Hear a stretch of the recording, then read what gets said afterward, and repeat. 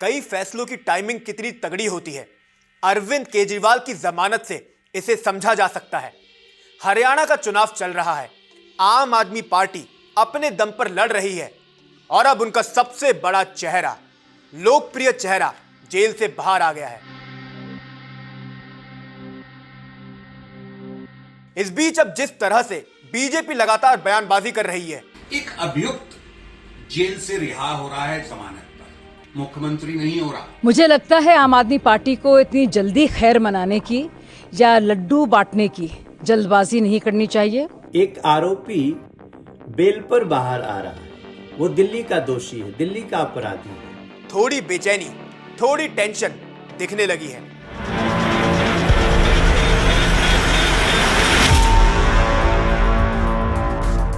नमस्कार, मैं हूं सुधांशु माहेश्वरी और शुद्ध देसी राजनीति के सेकंड सीजन में आप सभी का स्वागत है। संजय सिंह, मनीष सिसोदिया के बाद अब अरविंद केजरीवाल भी जेल से बाहर आ गए हैं। मतलब साफ है, आम आदमी पार्टी की पूरी टॉप लीडरशिप अब एक्शन में दिखने वाली है।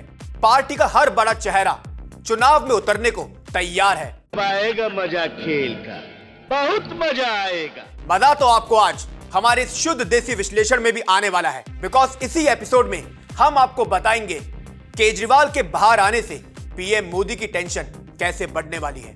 चलिए सबसे पहले आपको सरल शब्दों में बता देते हैं कि सुप्रीम कोर्ट का फैसला क्या आया है। असल में दो जजों की बेंच ने फैसला सुनाया है। एक रहे अपने जस्टिस सूर्यकांत और दूसरे रहे जस्टिस उज्जवल भुइयां। अब इस मामले में केजरीवाल ने दो राहत मांगी थी। एक तो उन्हें जमानत चाहिए थी, इसके ऊपर वे चाहते थे कि उनकी गिरफ्तारी को भी अवैध बता दिया जाए। अरविंद केजरीवाल के लिए पॉजिटिव बात यह रही कि दोनों ही जजों ने सर्वसहमति से उन्हें जमानत दे दी है। यहां कोई कंफ्यूजन नहीं।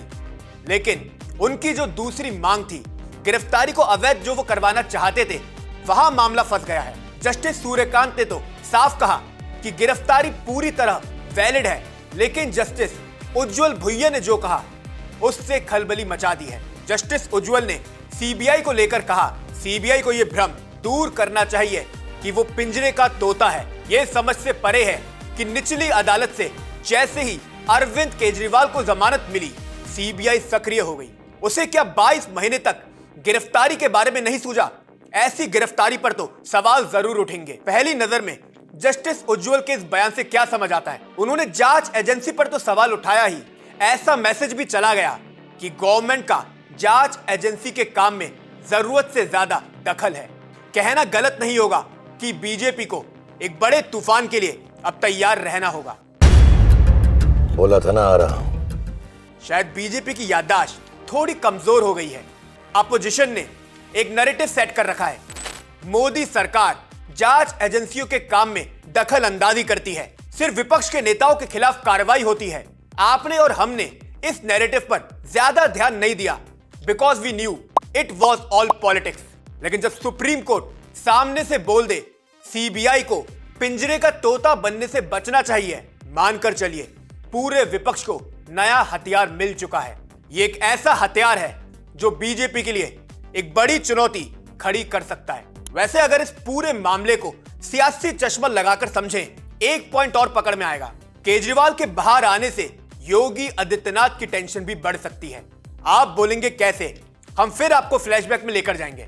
लोकसभा चुनाव के टाइम में अरविंद केजरीवाल ने कई रैली में बोला था, बीजेपी यूपी का सीएम बदल देगी, योगी आदित्यनाथ को अपनी कुर्सी गंवानी पड़ेगी।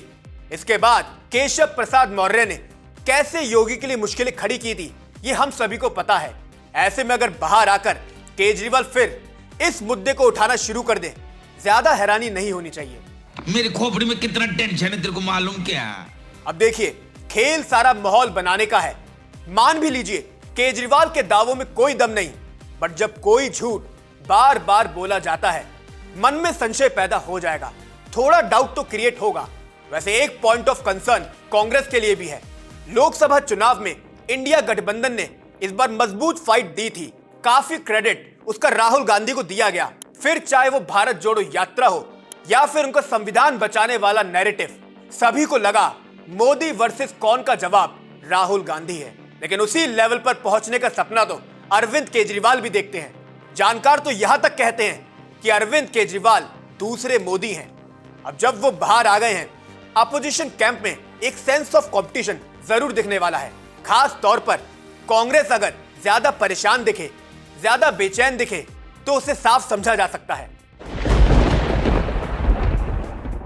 वैसे केजरीवाल के बाहर आने से आम आदमी पार्टी की जरूर चांदी होने वाली है। हरियाणा चुनाव चल रहा है, आम आदमी पार्टी अकेले अपने दम पर लड़ रही है।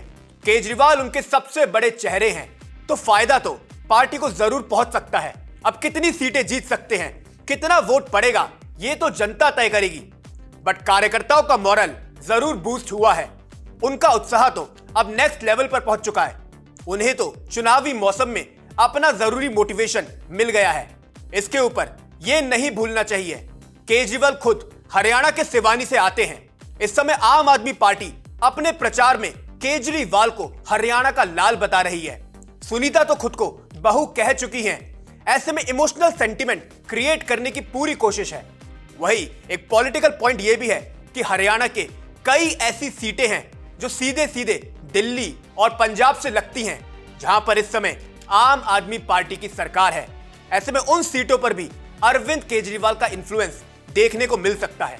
बस एंड में इतना बोलेंगे, आम आदमी पार्टी को अपने अरविंद केजरीवाल जरूर मिल गए हैं, लेकिन दिल्ली को अपने मुख्यमंत्री का अभी भी इंतजार है।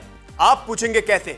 सुप्रीम कोर्ट का आदेश पढ़ लीजिए, खुद समझ आ जाएगा। बाकी हमारा ये शुद्ध देसी राजनीति का विश्लेषण आपको कैसा लगा जरूर बताइएगा।